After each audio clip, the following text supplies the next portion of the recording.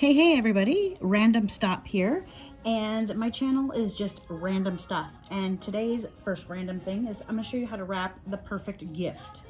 And it's a perfect time because it's Christmas time. Couple things that I like to use are the craft paper. It's nice and thick and makes really nice creased edges. It's like the post office uses, called mailing paper. For this, however, I did find some that had print on it, and so I'm going to use that, and it is nice and thick also. I also, when I get ready to wrap, I get my ribbon at the craft store, and it has wire in it, so it's able to bend and makes really neat bows. It's easy for me to use, and I get it in all different widths, from big to little. And one other cool thing that I like to use that's not wired is tulle, you know, like they put on a tutu. This stuff is awesome. Not only can you use it as a bow, you can make it real wide, like this, and then put something in it and hold it, you know, wrap it up like that. Kind of like how they used to do rice at weddings until they found out the rice isn't good for the birds.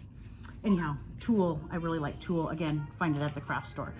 I also like to use picks found in the floral department at any of the craft stores near you, whether you have Craft Warehouse or Hobby Lobby, Michael's, Joann's, you know, the basic ones. These are really pretty. This one has bells on it. I like that. I also use a Sharpie for making my tags, or putting my tags on the gift, which I'll get into in a little bit. I have pre-cut the paper for the gift because the rustling of it is really loud and it's really hard to hear me. So, but what I do want to say is, on wrapping paper, there's normally a grid, so you're able to cut straight, so you can follow that. And the way I pick how big my paper is without going over is I take my gift like this, and I just go around it. If it's something big, might have to stand up, but I just go like that. And then I cut, so it makes it easy. And then you know how much you need. There's that. So for this, what did I do? Oh, here it is. Okay, so today we're going to wrap one of the Google Homes that I got for one of the clients that I work for. If you don't have a Google Home, these things are awesome. You can ask it anything that you want. It'll play music, etc. Hey Google, can you play Christmas music?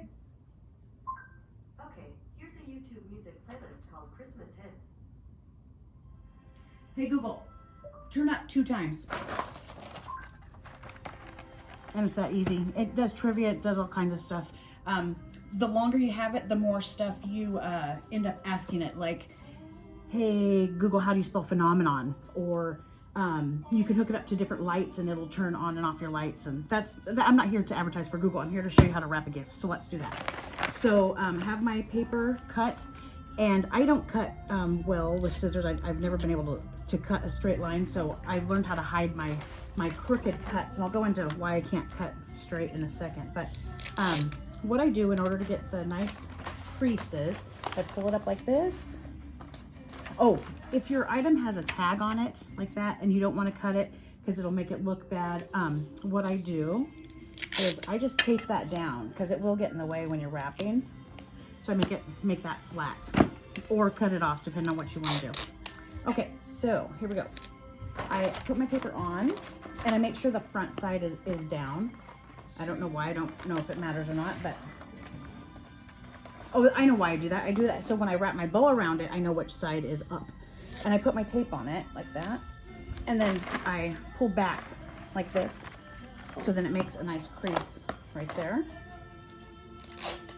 And then, because this is a small piece, I'm just going to fold it up like that. And then they won't see how crooked I cut my paper like that. So now I'm creased there and I'm creased there. Okay, so the ends is where people run into trouble. They either have them too long or too short.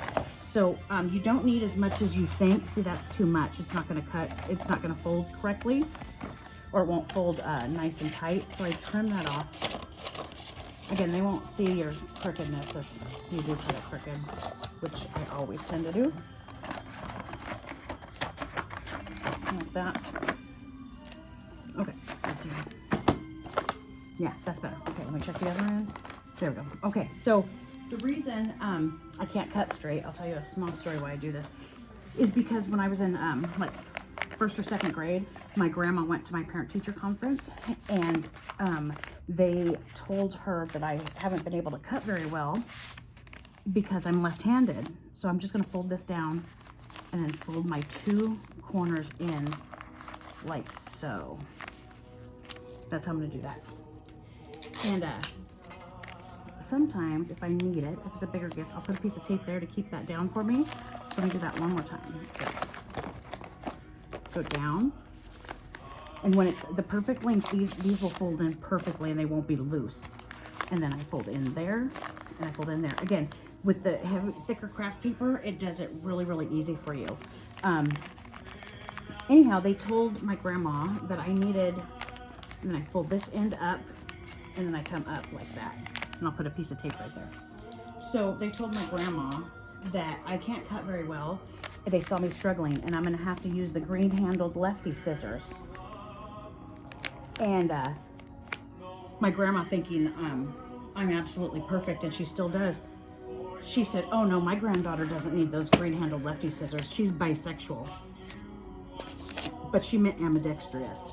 So I believe that she cursed me for the rest of my life on how to not be able to cut. Hey Google, turn down 2 times.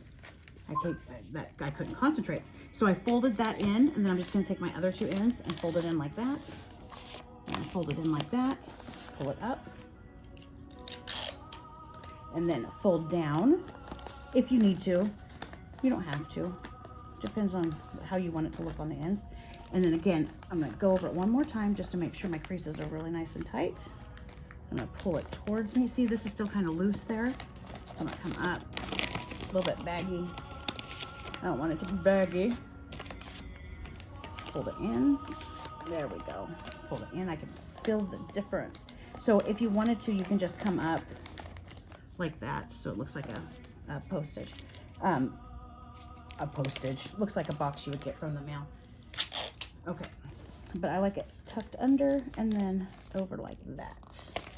Okay. One thing I do like is the clear tape that that you can't see instead of the white tape. And I want to, well, it's called invisible tape is what it's called. So, anyhow, where was I at? Oh, I already told the story. Okay, so my grandma says that I'm bisexual, but she meant ambidextrous. And however, thank God the teacher was young, because she kind of laughed with it, especially back in, what, 1980? That, now I'm sure everybody would laugh, but back then you just never knew. So to kind of make this gift a little bit prettier, I'm going to add one of my picks to the top of it. And I don't put picks on all my gifts. I put it on the special ones. Not just special people, but the special gift. And I'm thinking that this one's really kind of cute. So I'm going to lay that there. And I'm thinking some gold ribbon. Let's see, where's my scissors? Oh, I did want to say this. If you wanted to do the bow that comes down and it comes up where it's like a cross, how you do that, and without anybody's help, you don't need an extra set of hands. You go around, this being the front of the gift, and then come back like that. And then you're gonna make it like an X like that in the back.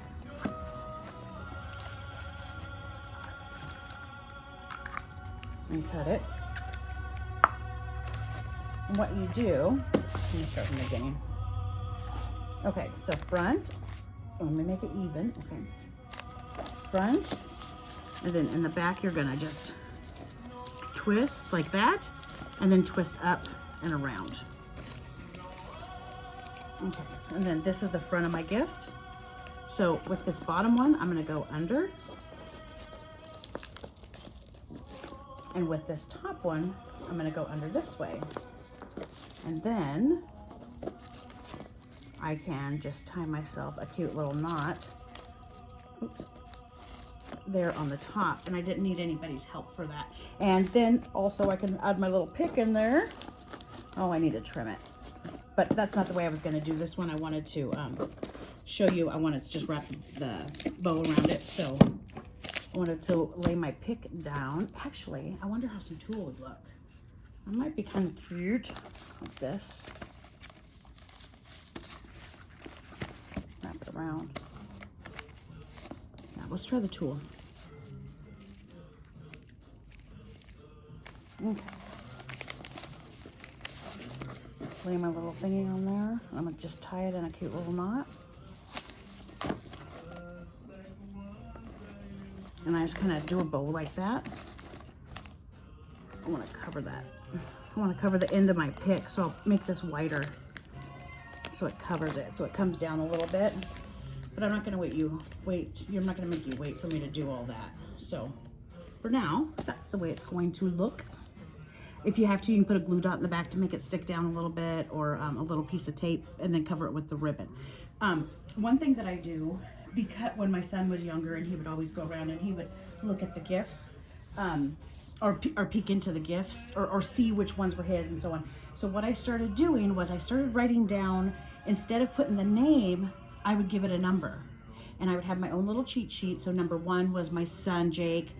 Number 2 was my husband, number 3, and so on. And so when Christmas time came, I got out my cheat sheet and I'd make piles of number 1s, number 2s, number 3s, or I would tell everybody their number and then go under the tree and get their own number. So instead of knowing how many presents each person got, I did numbers. But what I do use is sticky labels, and I use a Sharpie because sometimes the pins, they either don't show up or they skip. And so this is for Betty. And for the sake of this video, I'm just going to put a B for Betty. And I always put my sticker, and I think I did do this because my mom always did it. I don't know any other reason. That's how she did it. On the bottom of the shirt boxes, she would write people's names. And so I started putting my stickers on the bottom of my gifts, and then it doesn't have a silly little sticker on the front, and it still looks cute, just like that. Please subscribe and like this video. I will be having lots of different stuff from the first time my mom went to prison, and she went to prison with the, she was in prison with the Charlie Manson girls. I'll have her on here. I'll tell you stories about growing up with heroin addict parents and everything. I should have named this channel Random Salad, but for now it's called Random Stop. Again, please like and share this video, and I will be posting more. Thank you.